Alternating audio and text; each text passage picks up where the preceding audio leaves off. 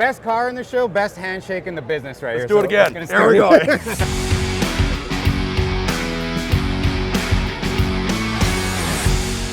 All right, guys, we're featuring a Ringbrothers car. I've heard so many people come up to me and tell me this is their favorite car of the show. I heard stories about this car spending almost a year in CAD before you guys even started the process. Absolutely, yeah. Right? We had the donor vehicle, we stripped it down, 3D scanned the whole thing, and then Roadster Shop was involved, obviously Roadster Shop chassis. We had to get that rolling, so we had a base to start with. Okay. We're just excited to be here. You know, we debuted this car first at the Quail during Monterey Car Week. This is our home stadium, right? As far as Ringbrothers is concerned. This is our Super Bowl. It's a big family reunion, and we know that people have seen it online, but not many have seen it in person. So we're real excited to be here. So this is one of the only cars that has a lot of tire wear on it. Oh yeah. So let's talk about how you got that on this car, because this is a beautiful car. And I popped the hood. We'll look at those tires. Taking a car out on track before SEMA is wild. So you know, everybody knows the Stig from Top Gear, right? Yeah. Well, his name is Ben Collins. And last year we were chatting about the fact that we were building this car, and he asked if he could drive it when it was done.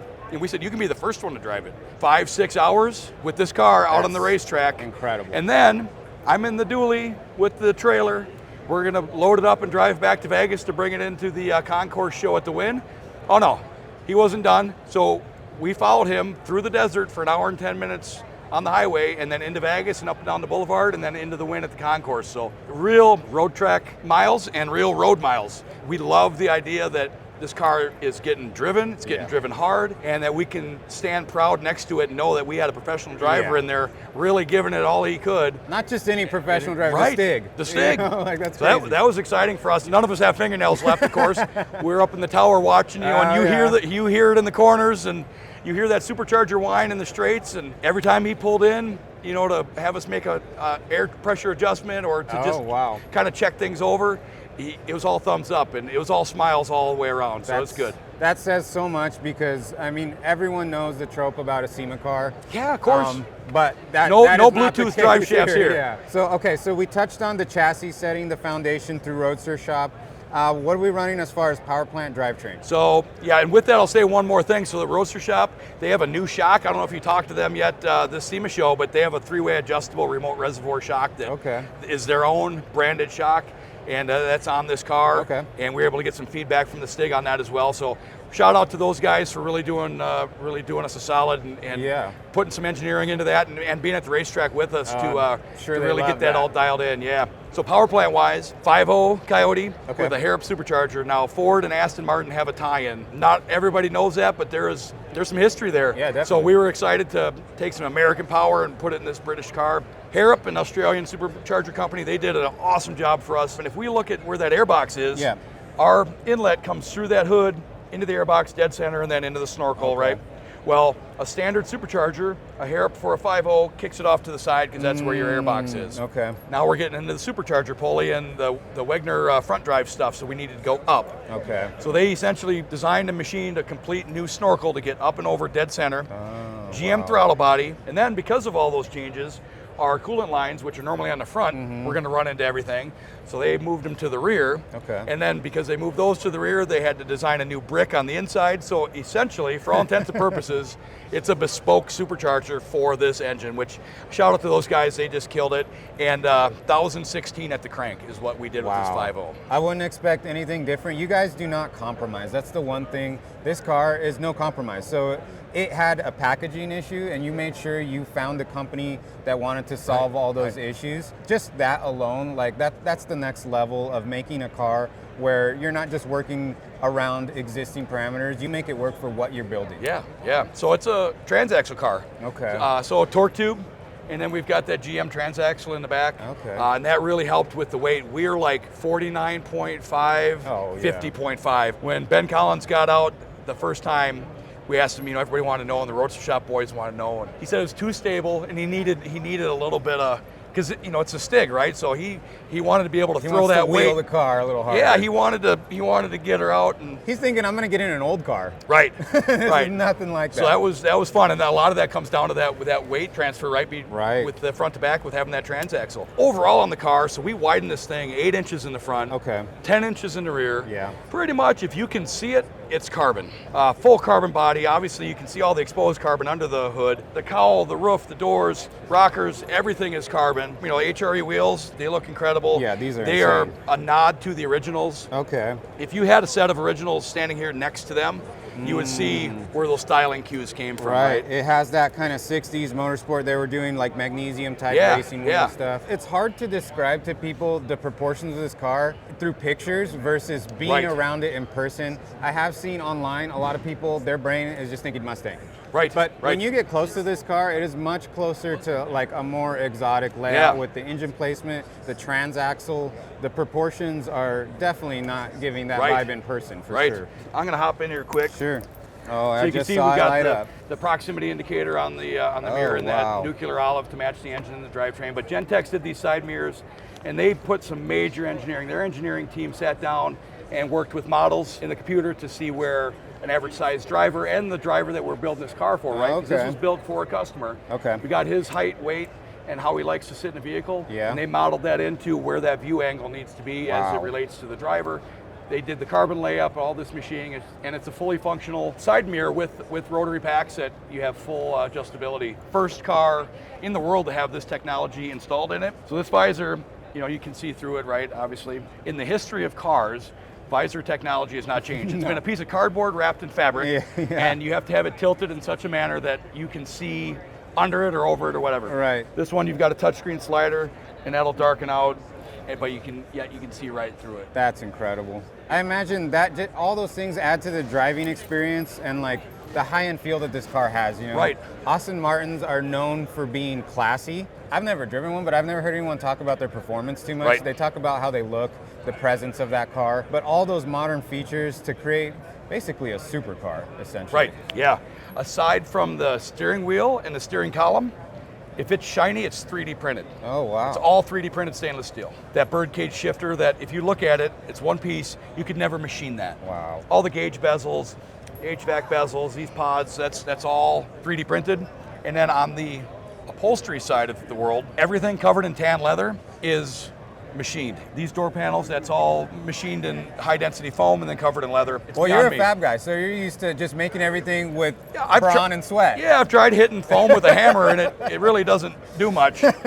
And then the integration, you know, like the tie-in between the heritage of the Right, car and right. then it being built here. Yeah, you know, we want to honor the brand and honor the style. The original Aston Martin DBS, that was their answer to the American Mustang. Yeah. That was their styling cue was, you know what, let's get some of that flavor and put it into one of our cars. So if it says, if people say it looks like a Mustang, that's a compliment, as it should. So, I mean, like obviously the Coyote power plant is where people tie it in, but like I said, the proportions of this car in person, nowhere near a Mustang. And the transaxle and stuff, it just, to me, it has a whole different feel of its own. And this car being so unique, I mean, everything, like the body is recognizable as an Aston Martin, but very little left from the actual Aston Martin. But the neat thing is that midline, almost identical to the original. Okay. If you had a silhouette against the wall of the two, like almost identical. Really? I mean, they had that car nailed. So like just knowing that profile of a Grand Touring car, you know, and then the color choice. So double silver. Exactly, right? It's a no-brainer on the color choice, right? Ingrained in your brain, this car is this color, right? Right. Okay, let's go around to the back because it just doesn't stop. The more we look at this car, machined bumpers, front and rear, both bumpers are billet. And one of my favorite features on this car that gets lost almost every time is this spoiler. Oh, it passes through. Passes through. And if you look up under there, you can see it's all painted and polished during the build process. It was one of my least favorite features because the whole time we're like, well, how? Why are we doing this? How are we going to do it? You know, you created your own problem, and then, you know, why you guys are the next level is because of the way you solve those problems. Thank you. We're so fortunate to have the team that we have.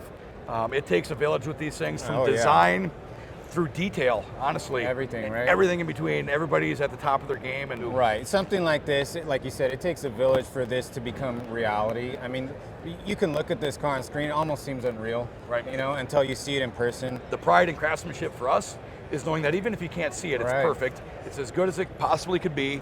And someday, when the customer or the mechanic or somebody needs to service this and they pull that piece off, they're going to have something to look at that they don't go, geez, look at this. Yeah. They're going to go, wow. Yeah, look at this part you can't even see. You're not hiding all those secrets. It's just there is none. It's just the whole build process. And then, of course, we've got the shaken, not stirred license plate. Okay. And so the interior, you guys always have a nice steering wheel.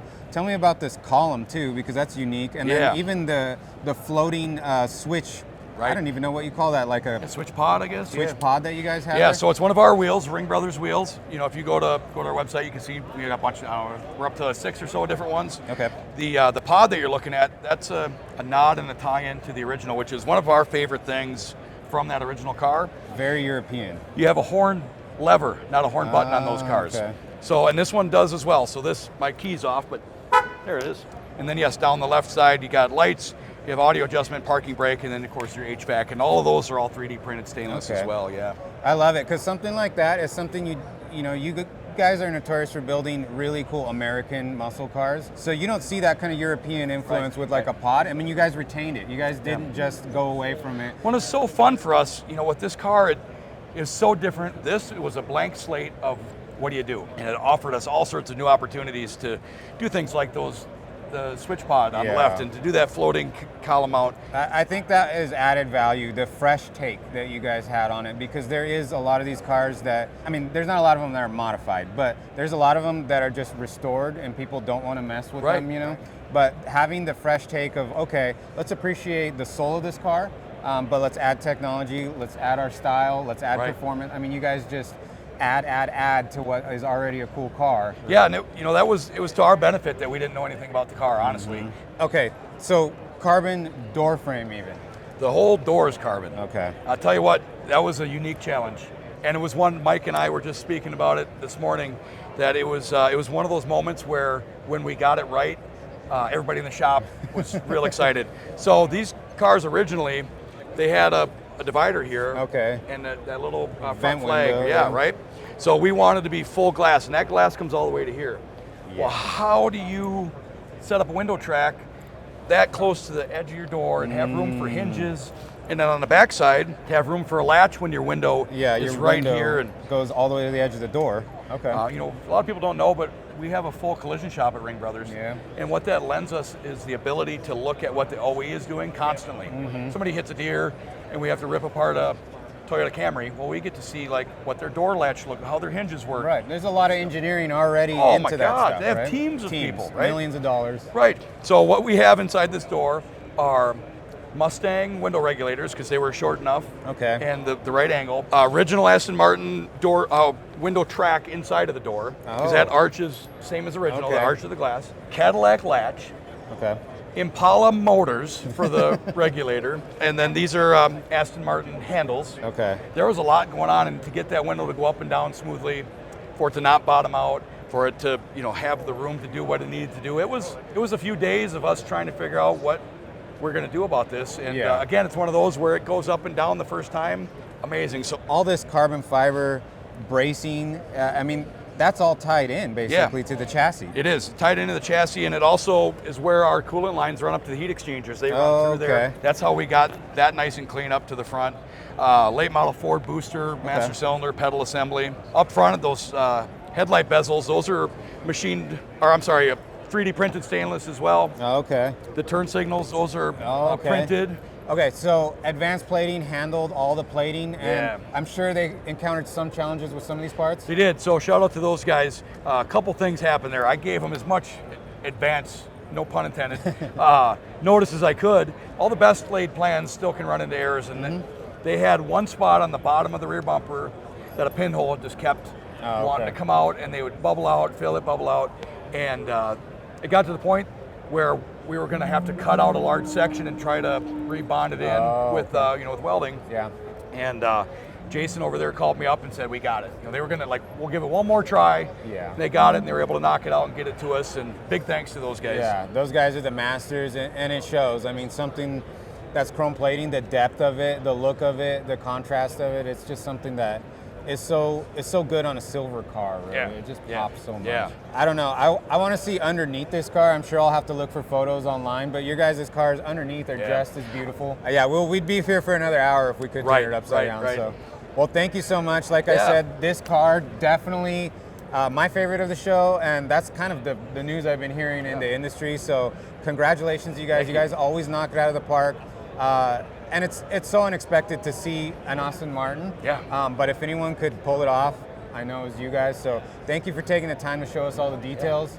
And I'm sure we'll be back next year. I'm gonna put on some weight so I all can right, really buddy. lean into all right. these Thank you so much. Thank you, Ryan. Yeah.